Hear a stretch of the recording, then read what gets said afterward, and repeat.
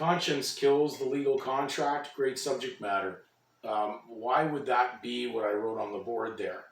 Well, conscience, when we look at it, even within Black's Law, fourth, I'm not going to pull it out right now, but it's in front of me off to the side. It's you'll find basically a rendering of conscience, meaning knowledge of God, because that's where it comes from. You don't receive conscience from the legal state. Law originally came from God, and so the concept of law would originate with God. Now, the legal system is the law according to lawyers, and lawyers, of course, advocate the will of the devil.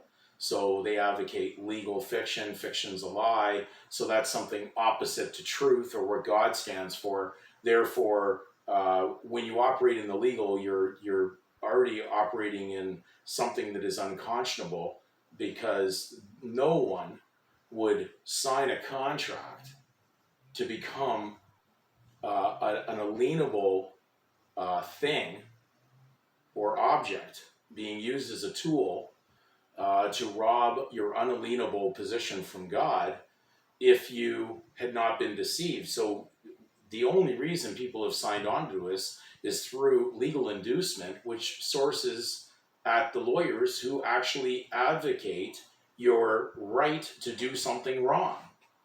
And so when they're talking about free will, when you walk into that, it's not free. You may be free to do it, but it's not free will, because you'll be paying for what you do at that point.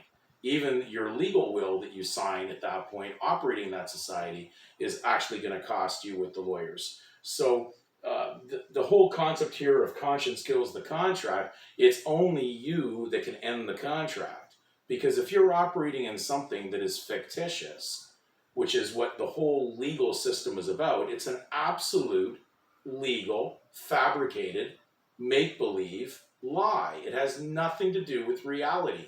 There is no truth in its perfection inside the legal.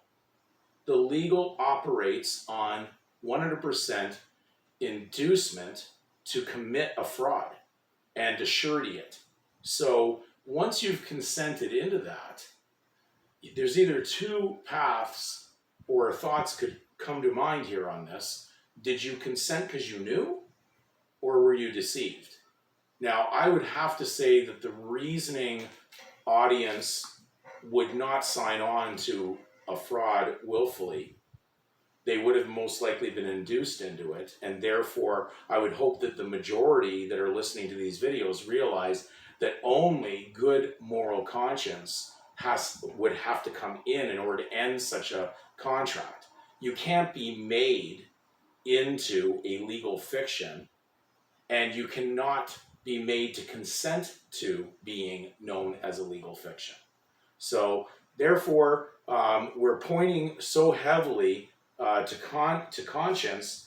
And so when we read before, it was on a site of a lawyer, surprisingly, of all places to find this, that it says conscience trumps bad contract was the title.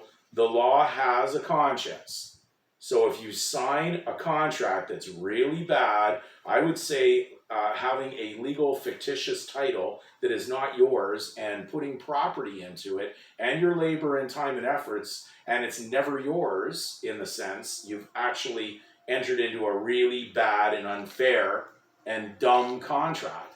And that's why dumb or a dummy is one who holds legal title for another. So if you're holding legal title for those who have induced the use of legal title, which we've researched this back to the time of around the 1200s, that's when it primarily got into full swing ahead, when they started to assign legal surnames, legal fictions, legal fictitious titles on the people for the purpose of the census, the draft, and taxation. It certainly wasn't something that was natural, and it was based on the fact of operating commerce and turning people into merchandise based on feigned words, which is where fiction arrives at its etymology. So we have to look back to this subject matter. Conscience kills the contract. It's the only thing that could kill the contract, because only truth could set you free.